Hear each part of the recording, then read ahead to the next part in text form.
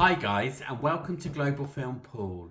On today's video we are looking at Our Mothers, a film that has recently been released in selected UK cinemas. This is a tragic film depicting the genocide of Guatemala, which was meant to be released earlier in cinemas, but due to the COVID pandemic has been consistently delayed. The director, Cezar Diaz, won the Camera d'Or prize for first feature at the Cannes Film Festival of the year of its release. It also had multiple nominations for the Marguerite Awards, the Belgium National Film Awards, including winning Best First Feature Film. And finally, it was Belgium's submission at the 92nd Academy Awards for Best International Feature Film. In this video, I'm going to review the film and give you my thoughts of what it's like. I will analyse how it did at the Oscars that year, and then I'll do a bit of analysis of how Belgium has done at the Oscars, past and present. If you are new to my channel, my name is Paul, and my channel is dedicated to the best of world cinema and follows the race for Best International Feature Film, from countries choosing their submission to the country that wins the award. So let's roll and start the review. Ernest, played by Armando Espiatia, the star of the Mexican film Heli, is an anthropologist who is working through the backlog of remains that have been created due to the Guatemalan genocide in the 1980s. An encounter with an elderly woman makes him believe he can find where his father is buried, in fact uncovering a very traumatic family secret. So what did I think of the film? It is a very concise film running at 72 minutes, which sometimes is a blessing, and it never particularly addresses a lot of complexity or elevates the film much. There are a lot of survivors who are in the film, and they're never particularly added as characters, and they're almost there as props to remind us of the trauma of this genocide. Ernest's own family story feels very late in the day introduced, and there's not enough build-up. But despite all this, I feel the film has a lot of merit. There's a lot to like about this film, and in particular the portrayal of the bureaucracy of how to identify bodies that actually, in a society where genocide has happened by its own state, that's a really traumatic thing to go through. Is actually your family, your friends, the people you know have all been affected by this genocide, but yet you still need these people to be able to identify bones, find mass graves. It's all really effectively done, and it's not something that's particularly shown in these sort of films. It also touches upon actually how some of the people in power, judges, people who make the big decisions, were actually involved in the genocide and actually created some of the issues that they're trying to resolve. And it just reminds us that actually when such horrific things happen, you can't just erase the state and create a new one. You actually have to work within the boundaries. Obviously changing leaderships or changing directors or whoever it might be, but a lot of the people that were involved in making decisions to kill people are now also being involved in decisions about finding graves, uncovering bodies, allocating bones to families, and all these sort of things. It's a really, really interesting point of view in portraying this particular genocide.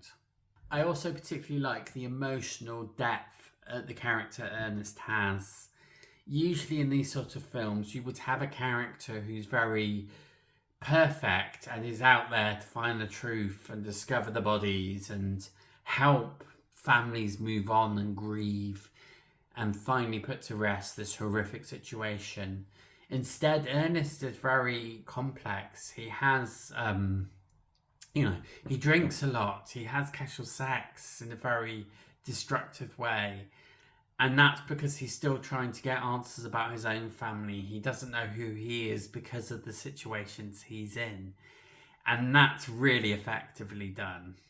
The simple narrative structure actually works quite well. It avoids really like cliched responses to genocide, because sometimes people are so keen to show their genocide. There's a sort of A/B=C form of the narrative, but here it doesn't particularly feel like that. You're not interested as much in some of the aspects of that's often portrayed, but instead this impact it has on Ernest and understanding the sort of decision makers and decision making that happens when you try to move on past the genocide. There's a really beautiful use of cinematography. It manages to capture the beauty of Guatemala without making it look like this would be a great holiday destination. It manages to capture the beauty, but it also shows the roughness. It shows the sort of graves, or portraying the graves anyway. And it's that sort of stark and beautiness together that makes it really, really interesting. There's lots of portrayal of the graves which make it really haunting, as well as using bones in particular, like putting them out on a table to reflect a body. It's really, really harrowing but beautiful at the same time. The acting is reasonable in this film.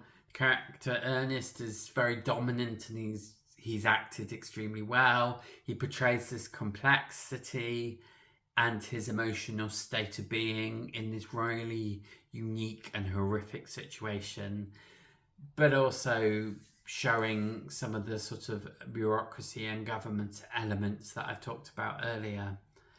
Emma Dibb as Ernest's mother is very good, and I feel she's slightly underused because she's a really strong actress, and I feel her storyline and the family storyline is threaded through too much at the end.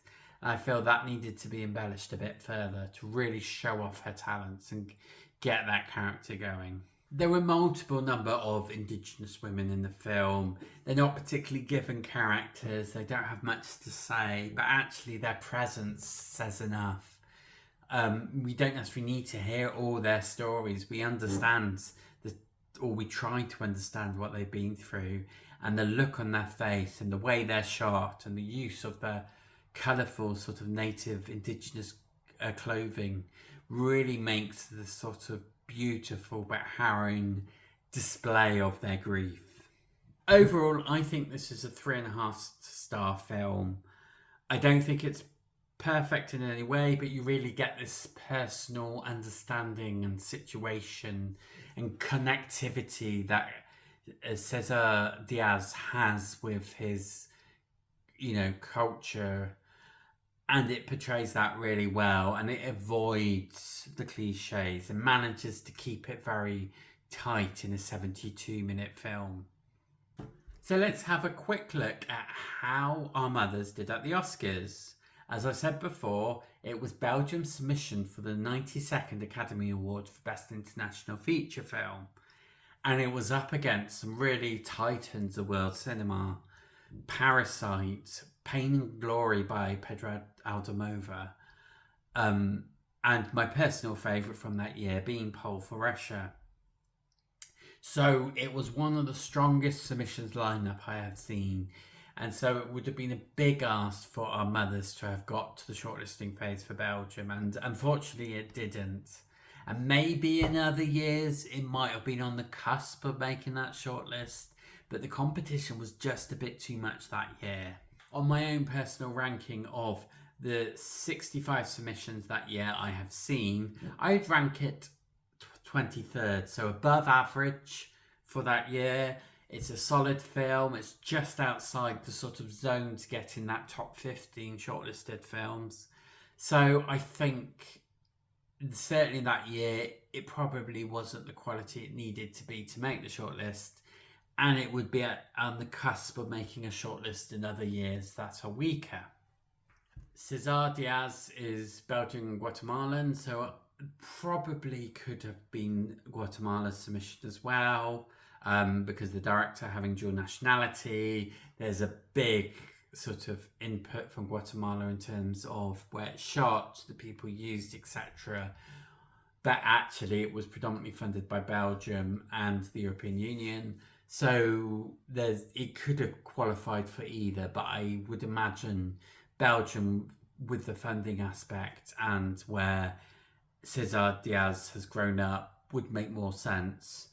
La Laura has been submitted by Guatemala before and has made the shortlist. So Guatemala had a little bit of form in the category. However, Belgium probably made a bit more sense. So now let's have a look at how Belgium has done at the Oscars. According to my own personal rankings of the last 10 years, Belgium is the 15th most successful country at the Best International Feature Film category, having received in the last 10 years 1 nomination for Lucas Dans Close and 2 shortlisted films, Playground and The Brand New Testament. So Belgium has got recent form in the category and is in that group of countries that are probably automatic viewing for voters and are more likely to be put forward than other countries, just by the fact you have 90 countries or so films to watch. You're going to go heavily towards those countries that have won, or those films that have won awards, or those countries that regularly do well at the Oscars. And I think Belgium is on the cusp of being one of them. And if we look at the rankings of all time, Belgium is the 16th most successful country. They've never actually won the Best International Feature Film or its predecessors, but they've had 8 nominations, including Close, and 2 shortlisted films, which I previously mentioned. An interesting fact is the Dardenne brothers, who are Cannes lovies and kings of Belgium art house films, have never actually had a film be shortlisted or nominated for the Oscars, despite having multiple submissions and really good quality films. In particular, 2 Days and One Night was submitted for Belgium, which was by the Dardenne brothers. Didn't get to the shortlisting phase, but it did give Marion Cotillard a Best Actress Oscar nomination. So it's this bizarre situation of an actor progressing more than the film itself in an eligible category. And for me, I wonder how much the Belgium selection process considers the fact the Dardenne brothers haven't particularly been that successful at the Oscars, and whether they're choosing alternative films. The Dardenne brothers do a lot of films about social deprivation, social inequality, a bit like Ken Loach. There's a sort of social realism to them, covering extreme inequality, including related to race. However, I feel Belgium have recently submitted more films not set in Belgium or set in diaspora countries. So we've got Our Mothers, which is set in Guatemala. The last year we had Oman, which is predominantly in DR Congo, despite having a link with Belgium as well. So I'm wondering if they're choosing quality films that also reflect the diversity of Belgium, and whether that is a conscious decision-making process.